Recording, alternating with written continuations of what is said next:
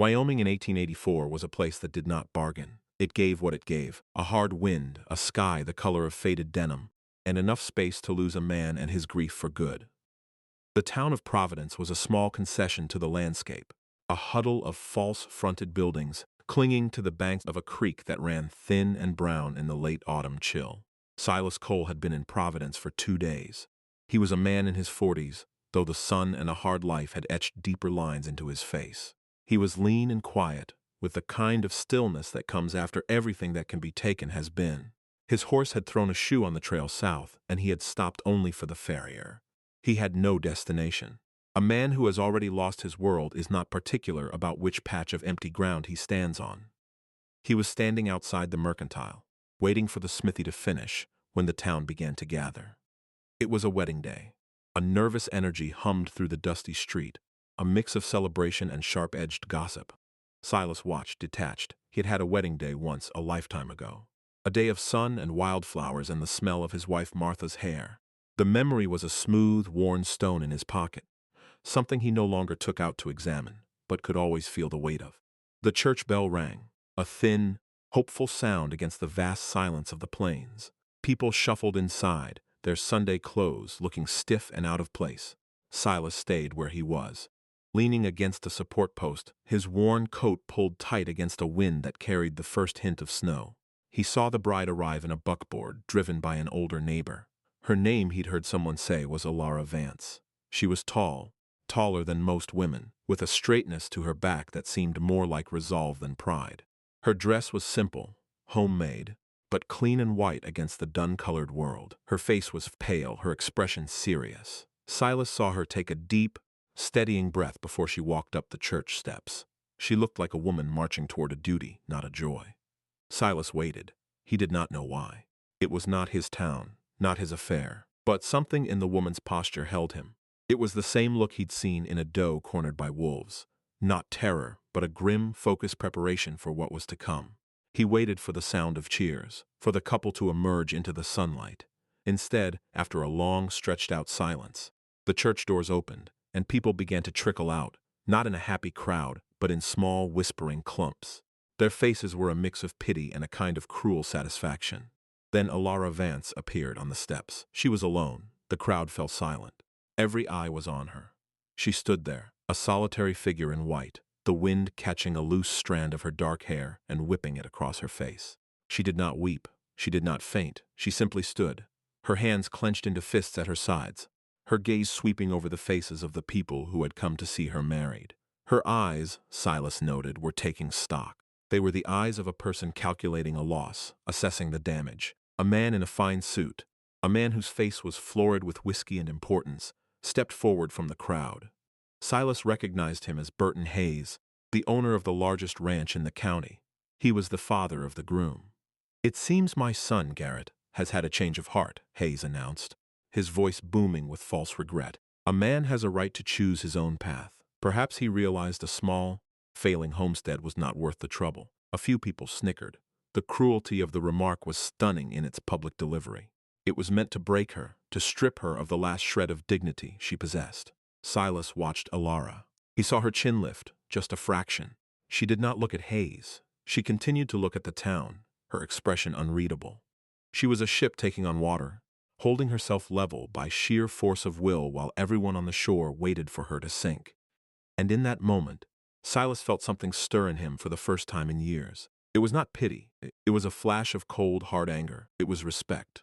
He had seen men break under less pressure. He had felt himself break. But this woman, in her thin dress with the eyes of the world on her, was not breaking. She was enduring. The wind grew colder, carrying the sharp scent of snow from the mountains. He saw her shiver, a small, involuntary tremor that ran through her body. The sight of it was what finally moved him. He pushed himself off the post. He walked across the dusty street, his Resoled boots making no sound. The crowd parted for him, their curious eyes following this stranger. He did not look at them. He looked only at Alara Vance. He walked up the 3 wooden steps of the church until he stood before her. She looked at him then, her eyes clear and dark and filled with a pain so deep it had no use for tears. He saw no question in them, only a quiet, devastating awareness of her situation.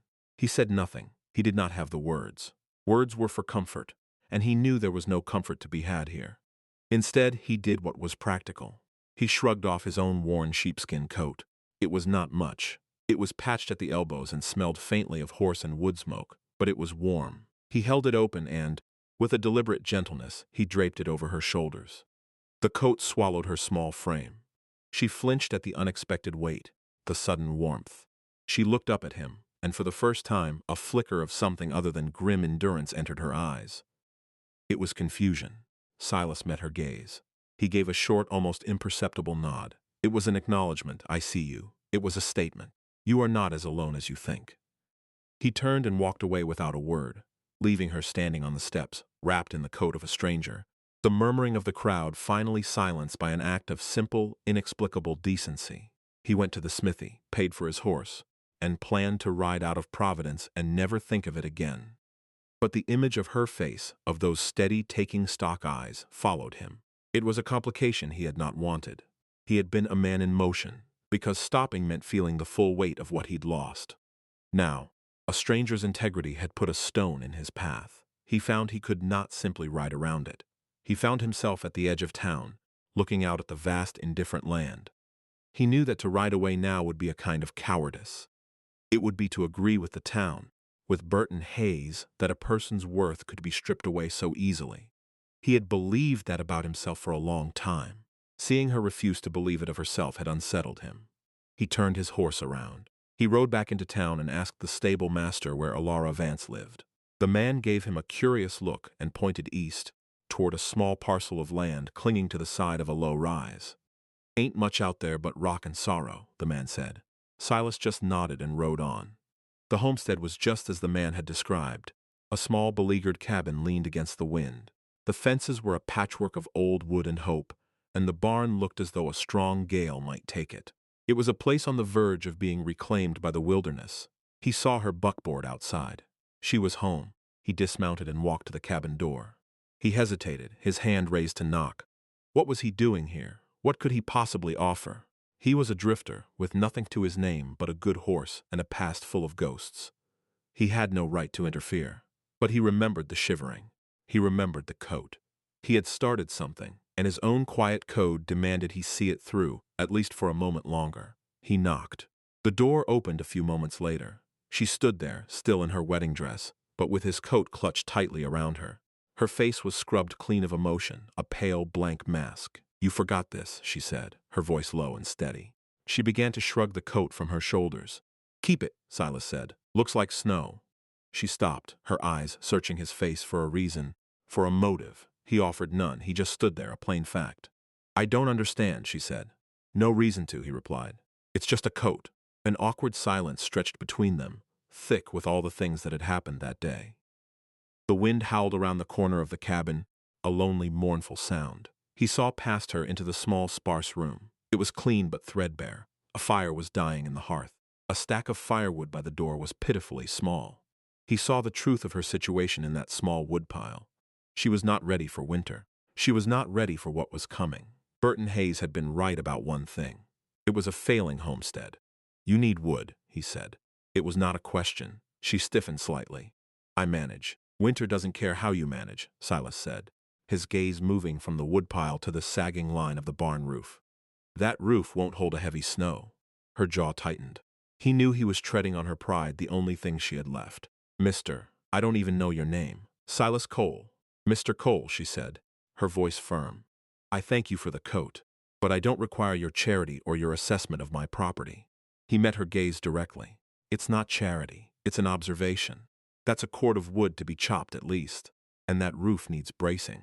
That's 2 days' work for one man, maybe 4 for one woman. He wasn't trying to be cruel, only honest. The land was honest. It didn't care about pride. It only cared about preparation. She looked away, her gaze falling on the insufficient woodpile. The truth of his words was undeniable. She was alone, and winter was coming. The humiliation in town was one thing. Freezing to death in her own cabin was another. I can't pay you, she said. The admission costing her dearly. I see a barn with a dry corner, Silas said. I'll work for my keep. 2 days. I'll chop the wood, brace the roof. Then I'll be on my way. It was a simple, practical offer, an exchange of labor for shelter. It had nothing to do with pity, Nothing to do with what happened in town. It was a transaction. This she could understand. This she could accept without sacrificing the last of her pride.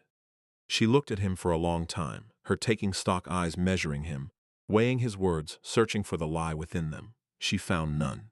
He was as plain and unadorned as the landscape. The barn leaks on the west side, she said finally. The east corner is dry. It was her assent. Silas nodded. I'll get my things. He did not smile. She did not thank him. An agreement had been made, based on the cold calculus of survival. He led his horse to the barn, unsaddled him, and found the dry corner she'd spoken of. He laid out his bedroll. The barn was cold, smelling of old hay and dust, but it was shelter. For the next 2 days they worked. They did not speak much. The sound of his axe-splitting logs was the primary form of communication. It was a steady, rhythmic sound, a sound of purpose. Alara worked alongside him, stacking the wood he chopped. He noted she did it efficiently, creating a stable wall of firewood that would keep the snow off and the air circulating. She was capable. She was not a stranger to hard work. He moved on to the barn roof. He found the weak joists and, using lumber salvaged from a collapsed corral, he braced them. She handed him the tools, her movements sure and quiet. She anticipated what he would need before he asked for it. They fell into a rhythm, a partnership of shared labor that was more comfortable than any conversation could have been. In these hours of work, he learned more about her than words could have said. He saw her resilience in the way she carried on, her focus entirely on the task at hand. He saw her practicality in the neat rows of her empty garden, already cleared and turned for the winter. He saw her loneliness in the single cup and plate he glimpsed through the cabin window. She in turn observed him. She saw the competence in his hands, how he could mend a leather strap or set a new post with an economy of motion that spoke of long practice. She saw the quietness in his soul, the way he watched the horizon at dusk, as if looking for something that was no longer there.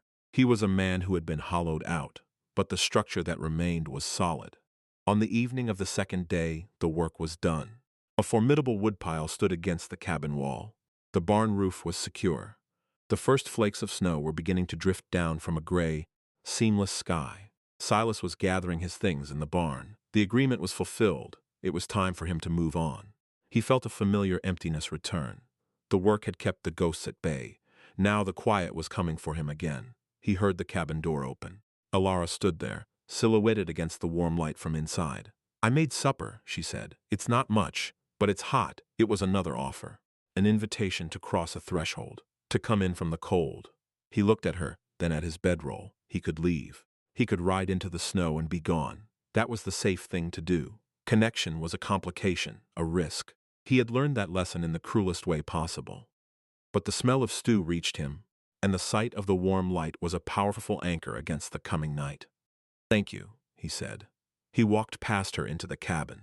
It was one small room, but it was spotless. A simple table was set with 2 plates. The gesture was enormous. He sat down, and she served him a bowl of rabbit stew.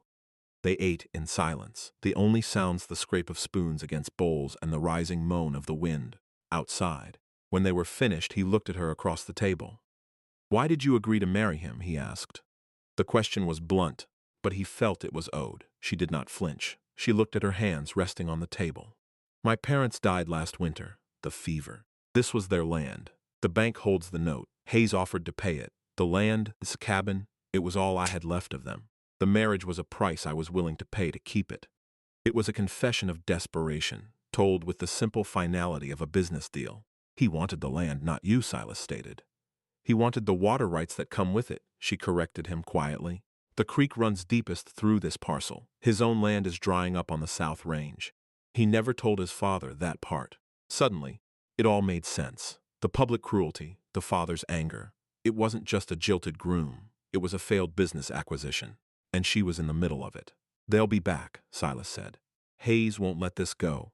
I know, she whispered, and for the first time, he saw a flicker of fear in her eyes. He stayed. The snow fell for 3 days, blanketing the world in a thick, silent white. Leaving was impossible.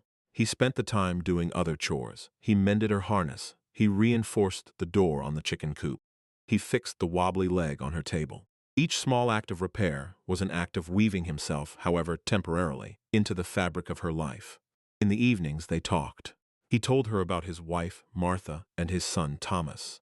He spoke of the fever that had taken them in the space of a week, leaving him alone on a ranch that suddenly felt like a graveyard.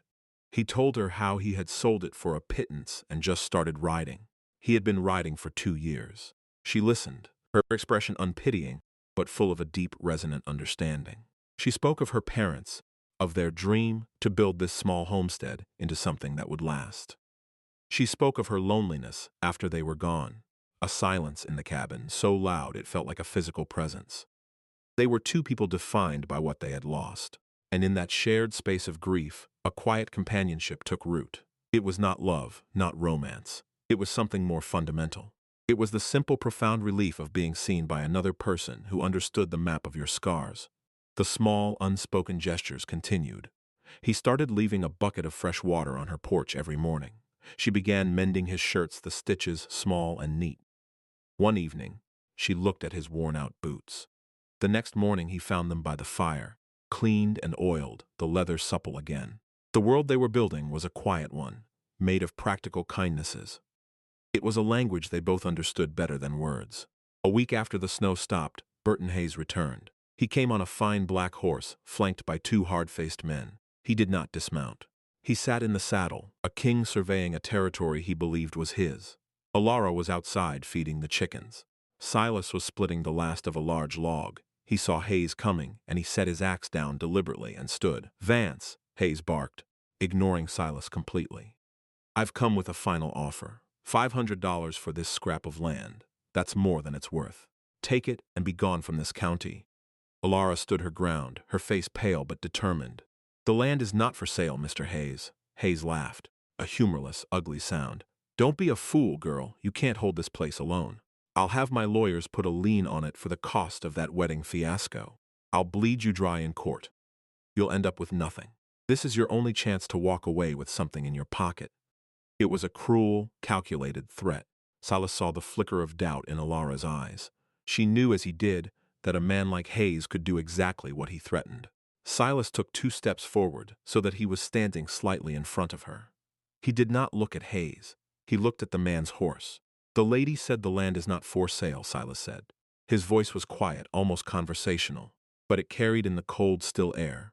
Hayes finally deigned to look at him. "And who are you?" "The hired help. This doesn't concern you."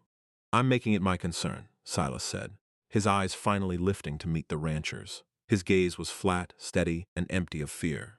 It was the gaze of a man with nothing left to lose, and it was more intimidating than any threat. "You'll find no legal cause to put a lien on this property. Any judge would see your claim for what it is, petty revenge. You'd be laughed out of court. You think you know the law, drifter?" Hayes sneered. "I know a bully when I see one," Silas replied calmly. "You've made your offer. It's been declined. I suggest you ride on." For a long moment, the two men locked gazes. Hayes was a man used to power, to people cowering before his wealth and influence. He did not know what to make of this quiet, unmovable man who stood before him. He looked for an angle, a weakness, and found none. Silas was simply there, a fact as solid and unyielding as the frozen ground beneath his feet. With a curse, Hayes wrenched the reins of his horse. "This isn't over," he spat. He and his men wheeled their horses around and galloped away, leaving a churned mess of snow and mud in their wake. The silence they left behind was heavy. Alara was looking at Silas, her expression a mixture of gratitude and fear. "He'll be back," she said. "Yes," Silas agreed. "He will." They stood there for a long moment, the threat hanging in the air between them. They had won the skirmish, but the war for this small piece of land was far from over. Hayes had money, lawyers, and influence. They had a woodpile and a braced roof. That evening, the mood in the cabin was somber. The fire crackled, but it could not seem to chase the chill from the room. They both knew their small, quiet world was fragile, that it could be shattered by the whims of a powerful man. Silas looked at Alara as she stared into the flames. He saw the strength in her profile, but he also saw the deep weariness around her eyes. She had fought for so long on her own. He thought of his own years of drifting, of the purposelessness of his days. Here with her, he had found a purpose, fixing a roof, chopping wood, standing against a bully. It was the first time in 2 years his life had felt like it had weight, like it mattered. He knew what he had to do. It was not a decision born of passion or romance. It was a conclusion reached through the clear, cold logic of their circumstances. It was as practical as mending a fence. Elara, he said. She turned to look at him. Hayes is right about one thing, he began, his voice steady. It's hard for a woman alone to hold land. The law, the banks, men like him, they are all aligned against you. It is not right, but it is true. She said nothing, just watched him, waiting. And a man alone, he continued, his gaze unwavering. A man with no ties. He has no reason to put down roots. He has no reason to build. He just drifts until he stops. He let the silence sit for a moment, letting the truth of his words settle in the small room. My name, Silas Cole, is not much, he said, but it's an honest name. It carries no debt and no shame. A marriage certificate, filed with the county clerk, would protect this land. It would protect you. Hayes would have no legal ground to stand on against a husband and wife. He paused, making sure she understood the nature of his offer. I am not offering you poetry, Elara. I am offering a partnership, a name, a second rifle by the door. We could build something here, something that would last. He looked around the small cabin. This place could be a home. We both need one of those. It was the most honest, unadorned proposal ever uttered. It was a contract for mutual survival, a fortress built of practicality. Elara looked at him, her taking stock eyes searching his face. She saw no pity there, no hidden agenda. She saw only a man as battered by life as she was, offering to stand with her against the storm. He was offering her not a grand passion, but something far more rare and valuable. His steadfastness, his integrity. He was offering her a place to finally stop fighting alone. Color came into her face slowly, like a lamp being turned up. A tear, the first one Silas had ever seen her shed, traced a path down her cheek. She did not wipe it away. Yes, she said, her voice a quiet breath of sound. Yes, Silas, I would want that. He gave a single solemn nod. An agreement had been made. A week later, they rode the buckboard into Providence. They went not to the church, but to the circuit judge's office in the courthouse. The town watched them go, their whispers following them like autumn leaves skittering down the street. But this time, Elara did not look at them. She looked straight ahead, her back straight, Silas Cole sitting quietly and solidly beside her. They emerged 20 minutes later, a signed paper in Silas's coat pocket. They were husband and wife. They did not celebrate. They simply went to the mercantile, bought the supplies they needed, flour, salt, coffee, and a bag of nails, and rode back to the homestead. Their new life began as their courtship had, with practical tasks and a shared quiet purpose. The years that followed were not easy, but they were good. Burton Hayes, faced with a legal marriage and two determined people, eventually turned his attention elsewhere. The homestead, under their combined labor, began to thrive. Silas added a room to the cabin, his carpentry skilled and sure. Elara's garden expanded, and the surplus vegetables she sold in town earned them a small but steady income. They bought a few head of cattle. The failing homestead was failing no longer. Their life together was a quiet one. Love for them was not a grand declaration. It was in the cup of hot coffee he found waiting for him every morning. It was in the way she'd patched his old coat, the one he had first given her, until it was more her stitches than original fabric. It was in the shared silence on the porch, at the end of a long day, watching the sun set over the mountains, a silence that was no longer lonely, but full. 2 years after their wedding, a son was born. They named him Thomas. He had his mother's steady eyes and his father's quiet nature. Silas, who had thought his heart was buried forever with his first family, found that it was not. Grief doesn't leave. It just learns to share the house. He would hold his new son and feel a pang of sorrow for the boy he had lost, but it was now mingled with a fierce, protective love for the boy in his arms. One evening in late autumn, 5 years after he had first ridden into Providence, Silas stood on the porch of the house he had built. Elara stood beside him, their son asleep in her arms. The air was crisp with the promise of winter, but the woodpile was high, the pantry was full, and the house was warm. He looked out over their land. The strong fences, the healthy cattle, the sturdy barn. He looked at the woman beside him. Her profile softened in the twilight. He remembered her standing alone on the church steps, a pillar of quiet defiance against the scornful world. She turned and looked at him, as if feeling his thoughts. She smiled, a small, genuine smile that reached her eyes. "You were right," she said. "It's a good home." Silas put his arm around her, drawing her and their son close. He felt the solid warmth of them against his side. He had come to this place with nothing, a man hollowed out by grief. He had offered a coat to a stranger, a simple act of decency, and in return, he had been given back his world. The greatest things in this life are not found. They are not stumbled upon in a moment of grand fortune. The greatest things, a home, a family, a reason to stand against the wind, are built. They are built with calloused hands and quiet integrity. They are built day by day, with small acts of practical kindness. They are built by two people who, having lost everything, have the courage to offer the little they have left to each other, and find in that offering that they have everything they need.